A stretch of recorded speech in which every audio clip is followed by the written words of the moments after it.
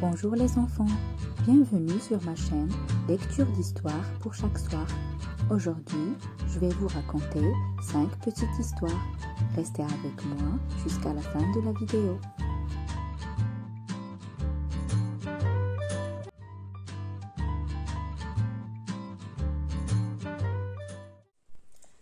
Le farfadet et le godillot.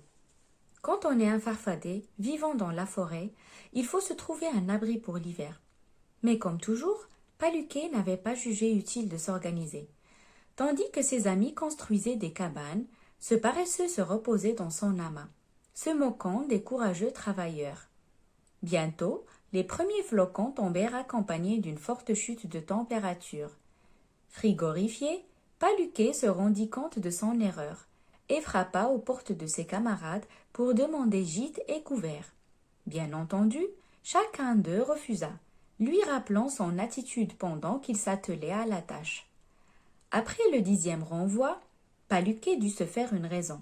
S'il ne trouvait pas lui-même un refuge, il finirait congelé. Il se mit donc en quête d'un abri de fortune.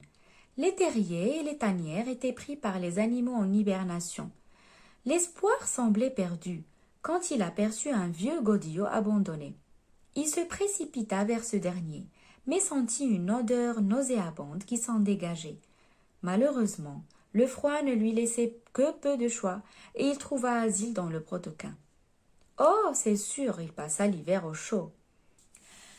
En revanche, les effluves imprégnés dans le cuir du soulier étaient si abominables que lorsque les premiers rayons de soleil revinrent et qu'il put enfin sortir, Paluquet brûla ses vêtements et prit plus de 3 bains pour s'en débarrasser.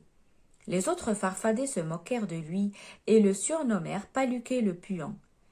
Le farfadet comprit la leçon. L'hiver suivant, il fut le premier à se lancer dans la construction d'un abri, afin de ne plus jamais dormir dans un godillot malodorant.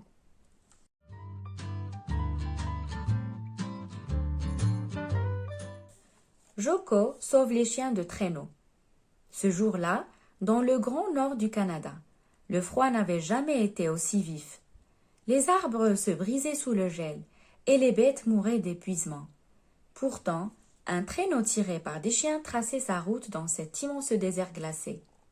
Le conducteur, un explorateur renommé, avait décidé d'étudier la vie des animaux pendant la période la plus froide. Il était accompagné par 6 chiens très robustes. Le 7e était jeune. Il s'agissait de Jocko, un chiot courageux mais sans expérience. En raison de son jeune âge, il tirait un petit traîneau contenant des médicaments et quelques couvertures. Un soir, au bivouac, l'explorateur s'adressa à Jocko. « Nous partons à l'aube pour une mission très importante. Reste ici pour surveiller le campement et ton traîneau. Nous serons de retour demain soir. » Jocko voulut protester, mais le plus vieux chien lui fit comprendre qu'il était trop jeune et trop fragile pour cette mission. Alors, le chiot accepta son sort et attendit patiemment jusqu'au soir. Mais ne voyant pas rentrer la troupe, il devint très inquiet. « Il a dû leur arriver quelque chose, » se dit-il. « Je vais suivre leurs traces avec mon traîneau. » En dépit du froid intense, Jocko parvint à les trouver. Le chariot était renversé et les chiens coincés sous un grand sapin. Dans l'accident, l'explorateur s'était cassé la jambe. Jocko fut accueilli par des aboiements de joie. Et ce jour-là, ils rentrèrent tous sains et saufs, grâce au jeune mais courageux Jocko.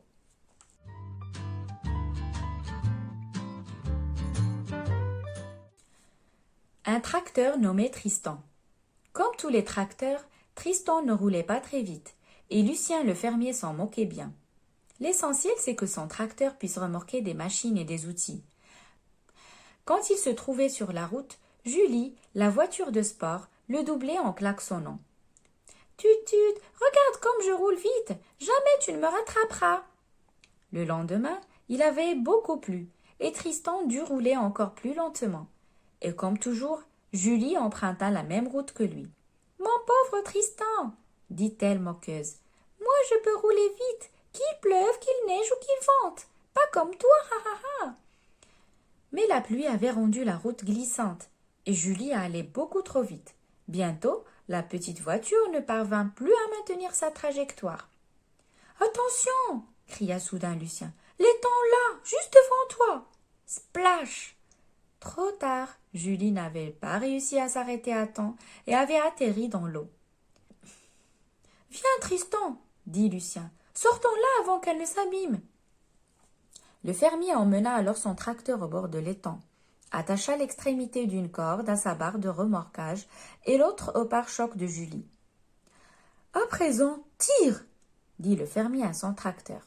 Et grâce à ce dernier, Julie put sortir de l'eau. Tristan s'amusa beaucoup à sortir la petite voiture de l'étang, et encore plus quand il fallut la remorquer sur la route. « Ça va ?» lui demanda-t-il en riant. « Je ne vais pas trop vite pour toi ?» À partir de ce jour, jamais plus Julie ne se moqua de Tristan.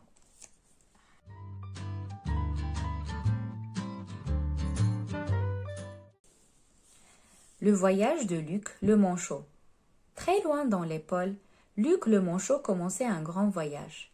Il s'était toujours promis de découvrir des contrées lointaines. Et ce jour-là, il se mettait en route, seul sur son petit bout de banquise. À l'aide d'un bâton, il se dirigeait vers le sud et poussait les blocs de glace qui le gênaient. Il passa une partie de la nuit à regarder les étoiles et les aurores boréales. Il pêcha quelques petits poissons pour son déjeuner. Il se préparait ainsi à passer une nouvelle journée en mer quand il vit un immense bateau approcher. « Eh oh, petit, as-tu besoin d'aide ?» lui demanda le capitaine. « Non, merci, » fit Luc en le saluant. « Bonne route à vous !» Et tandis qu'il descendait vers le sud, de nombreux humains et animaux lui offrirent leurs services. Silène, la baleine, lui proposa de le porter sur son dos. Buzz, le dauphin, voulut tirer son bloc de glace pour qu'il aille plus vite. Mais Luc refusa gentiment toutes ces propositions. Il n'avait besoin de personne. Pourtant, les jours passaient et son petit bloc de glace fondait à vue d'œil. Un matin, il était si petit que le manchot dut se tenir en équilibre sur un pied pour ne pas tomber à l'eau. « Oh, je crois que j'ai besoin d'aide maintenant !» se lamenta-t-il. « Bien sûr, jeune manchot, » lui dit alors Silène la baleine. « Heureusement que je t'ai suivi jusqu'ici. Allez, monte sur mon dos. À l'avenir, tu sauras qu'il faut parfois demander conseil pour voyager. »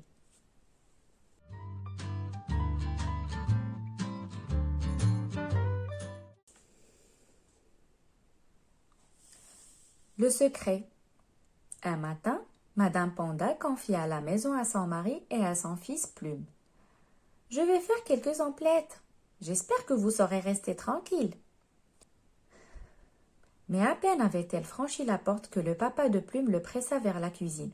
« Demain, c'est l'anniversaire de ta maman, » dit-il. « On va lui faire un gâteau. » Les deux pandas s'amusèrent comme des petits fous à jouer aux apprentis pâtissiers.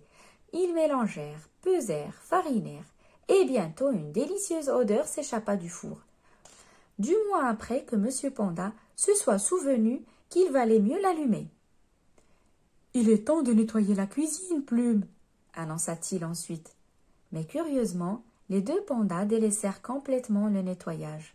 M. Panda montra à son fils qu'il savait jongler avec des œufs, et Plume fit de grandes expériences avec la farine. En plein milieu de leurs petites bêtises, ils entendirent la porte d'entrée s'ouvrir. Plume et son papa se précipitèrent dans l'entrée, en fermant la porte de la cuisine derrière eux. « La cuisine est fermée pour le moment, » dit M. Panda. « Il s'agit d'un grand secret. »« Je me demande quel est ce secret qui vous couvre le poil, » s'amusa Madame Panda. « Et si je me fie à mon intuition, il me semble qu'il faudrait le sortir du four. » Plume et son papa passèrent le reste de la journée à nettoyer la cuisine, mais il ne leur fallut que 10 minutes pour aider Madame Panda à manger un gâteau qui s'avéra être délicieux. Si vous aimez mes histoires, merci de mettre un petit j'aime. Pour ne pas manquer les prochaines histoires, abonnez-vous.